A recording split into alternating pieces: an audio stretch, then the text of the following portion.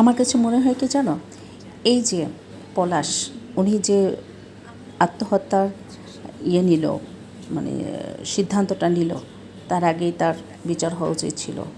তার বউ, তার মা, যাই বলে না কেন, এরকম অশান্তি থাকবেই, পরিবারে অশান্তি থাকবেই, এটাই হলো পরিবার, এটা নিয়েই পরিবার বেঁচে থাকে। কিন্তু উনি যে আত্মহত্যা করবে, এত শিক্ষিত একটা মানুষ, এত ঠান্ডা মেজাজের মানুষ, ঠান্ডা মেজাজ না হলে তার বিসিএস পাস করা যায় না, সেই মানুষটা এরকম একটা কাজ করবে, সেটার জন্য তাকে আগেই বিচার করা উচিত ছিল। এখন তার বিচারের দায়ভার কার পড়লো? তার মায়ের উপরে, তার বউয়ের উপরে, এক একটা পরিবারের উপরে। এই পরিবারের বিচারভার এই বউটা সারাটা জীবন কিন্তু সে এই বোঝাটা টানবে, এবং তার এই নানান ধরনের হ্যারাসমেন্টে বউটা হবে।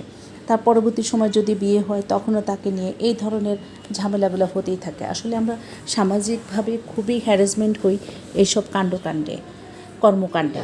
তো সেখান থেকে দেখা যায় যে এই মা বলেন, বউ বলেন, একটা তো থাকবেই। কিন্তু সেই জন্য কি নিজের জীবন দিয়ে দিতে হবে? তার আগেই এটার একটা ব্যবস্থা নেওয়া উচিত ছিল।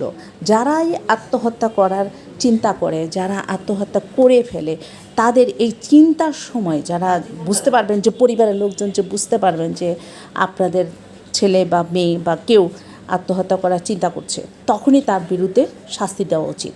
কারণ শাস্তিটা তারই হওয়া উচিত, পরিবারের সবাই কেন তার জন্য